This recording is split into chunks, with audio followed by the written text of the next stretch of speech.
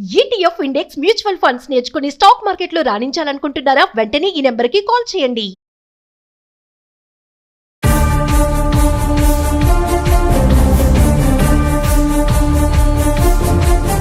నమస్తే, welcome back to Suman TV. Present మనతో పాటు ఉన్నారు అనలిస్ట్ మందర్ కృష్ణారెడ్డి గారు. నమస్తే సార్. నమస్తే అమ్మా. సార్, ట్రంప్ ఎప్పుడైతే అధికారంలోకి వచ్చారో అప్పటి నుంచి డెసిషన్స్ తీసుకోవడం మనం చూస్తూనే ఉన్నాం. H1B వీసా కానీ, F1 వీసా కానీ, ఇల్లీగల్ ఇమిగ్రెంట్స్ కానీ, బర్త్ రైట్ సిటిజన్షిప్. మరి ఇప్పుడు ఏంటంటే సైడ్ ఇన్కమ్ ఉంటే వీసా బహిష్కరణ అని చెప్పేసి ఒక నోటీస్ అయితే ఇవ్వడం జరిగింది. అంటే F1 వీసా, H1B వీసా ఉన్న వాళ్ళు, స్టూడెంట్ వీసా పైన వెళ్ళిన వాళ్ళు చదువుకుంటూ పార్ట్ టైం జాబ్ చేస్తూ ఉంటారు. మామూలుగా జాబ్ చేసే వాళ్ళు కూడా పార్ట్ టైం జాబ్స్ అంటే అక్కడ ఉన్నటువంటి ఎక్స్పెన్సెస్కి తగ్గట్టుగా.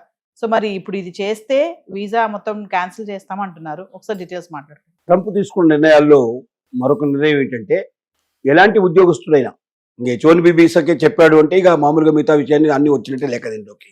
అంటే అమెరికాలో ఏ జాబ్స్ చేసేవాళ్ళైనా సరే, స్టూడెంట్స్కి ఆల్రెడీ ఇంతకుముందే చెప్పాడు, యూనివర్సిటీలో మాత్రమే మీరు ఏదైనా జాబ్ చేస్తే చూసుకోవాలి. యూనివర్సిటీ ప్రాంగణం దాటి బయట ఏదైనా చేస్తే అది ఇల్లీగల్ కిందకి వేస్తుంది. అలాంటి వాళ్ళని వెంటనే కాళ్ళు చేతులు కట్టేసేసి మీ దేశంలో పడేస్తారని ఎప్పుడూ చెప్పాడు, చేశాడు కూడా చాలామందిని. ఇప్పుడు అంతకు మించి అక్కడ పెద్ద పెద్ద కంపెనీస్లో H1B వీసా మీద వెళ్ళి లక్షల రూపాయల మీద ఉద్యోగం చేసేవాళ్ళు కూడా కొన్ని సైడ్ బిజినెస్లు లేకపోతే వాళ్ళు పార్ట్ టైం జాబ్స్ చేసేటువంటి పరిస్థితి అక్కడ ఉంది. ఇక్కడ వాళ్ళ యొక్క వర్క్ అవసరమై వేరే కంపెనీలు కూడా కోరచ్చు.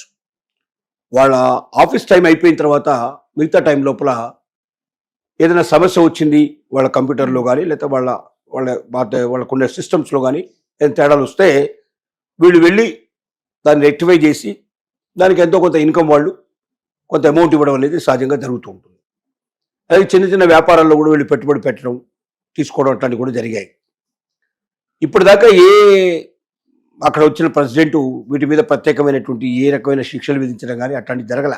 ఇన్నేళ్ల నుంచి స్వేచ్ఛగా చేసుకుంటూ వస్తున్నారు. ఆదాయాన్ని పెంచుకుంటూ వాళ్ళు కొద్దిగా ముందుకెళ్ళడానికి ప్రయత్నం చేస్తున్నారు. లేదా వైఫ్ పేరు మీద చేస్తూ వాళ్ళు సాయం చేయడము ఇలాంటివి కొన్ని చాలా జరుగుతున్నాయి. అలాంటప్పుడు ఆ అమౌంట్స్ వీళ్ళ అకౌంట్లోకి రావడం ఇవి కూడా జరిగాయి. ఇప్పుడు తను చెప్పేది ఏమిటంటే, ప్రతి ఒక్కడి లెక్క తీయండి.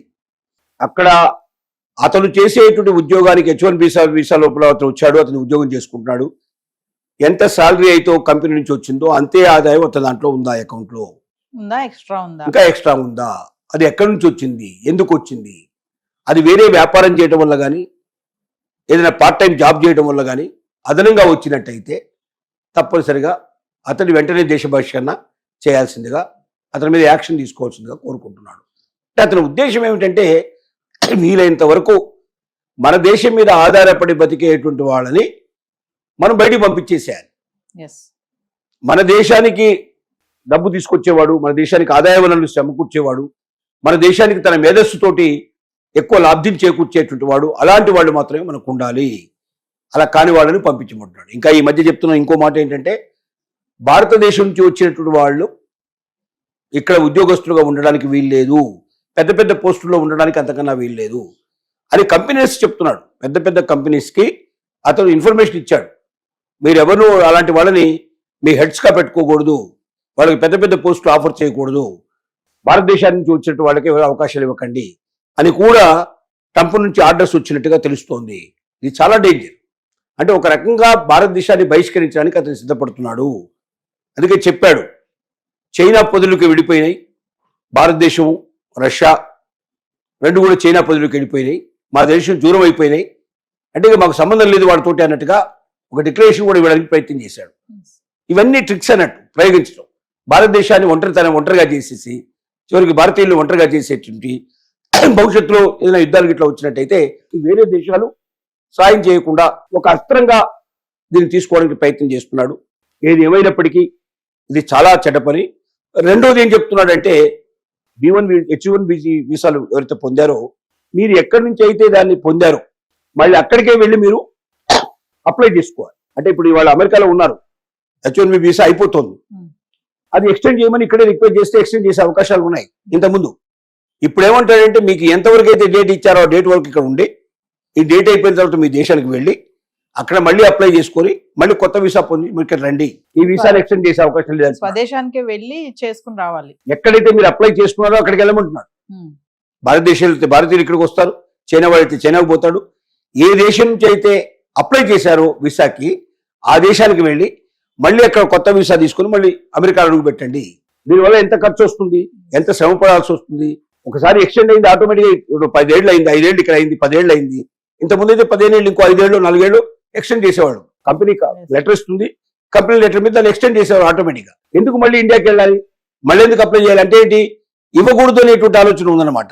ఈ పని పూర్తయిన తర్వాత ఇక్కడ ఎవరికైతే వీసా పూర్తవుతుందో మళ్ళీ వాళ్ళని తిరిగి తీసుకోవడానికి నానా రకాల పరీక్షలన్నీ పెట్టి వాటన్నిటిలో నెగ్గిన వాడిని తీసుకుంటారు, నెగ్గిన వాడిని అక్కడే వదిలేస్తారు. అంటే దీన్ని వడబోయడం అంటారు. వీలైనంత వరకు వడబోసి పరికరాల సరుకు అంతా తీసి పారేసి పనికొచ్చే సరుకులు మాత్రం ఉంచుకోవాలంటూ ఒక ఆలోచనతోటే ఇదంతా చేస్తున్నాడు. దానికి అనుగుణంగానే ఈ రకంగా అతను ప్రయత్నిస్తున్నాడు. అనేక రకాలైనటువంటి జీవోలు తీసుకొస్తున్నాడు, అనేక రకాల ప్రెషర్స్ పెడుతున్నాడు. ఆ ప్రెషర్స్ లో బాగా జరుగుతోంది. ఇది డెఫినెట్ గా భారతీయులు చాలా ఆలోచించాల్సిందే. వీలైనంత వరకు భారతీయులు ఇంకా కొత్త వాళ్ళు మాత్రం అక్కడికి పోవడానికి వెళ్లకుండా ఇక్కడే ఏదో ఒక ఉపాధి కోసం మనం ప్రయత్నం చేయడం మంచిది. ఇంత తక్కువ చూపు చూస్తూ, చిన్న చూపు చూస్తూ భారతీయులను ఎలా వదిలించుకోవాలనుకునేటువంటి దేశానికి భారతీయులు పోటీపడి వెళ్ళడం అనేది మానేయడం చాలా మంచిది.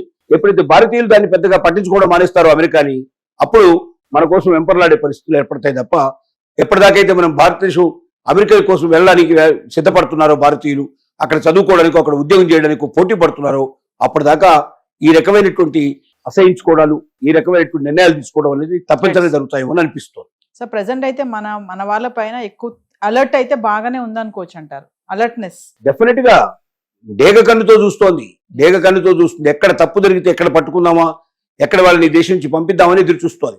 కాబట్టి ప్రతి ఒక్కరు వణికిపోతున్నారు. అక్కడ ఉన్న వాళ్ళు ఎవరు కూడా నిద్ర కూడా సరిగ్గా పోవడం లేదు. అలాంటి పరిస్థితిలో ఉన్నారు ఇవాళ అమెరికాలో ఉన్న మన తెలుగు వాళ్ళు కానీ, లేకపోతే భారతీయులు కానీ, ఇతర నుంచి వలసిపోయిన వాళ్ళందరి పరిస్థితి అట్లాగే ఉంది.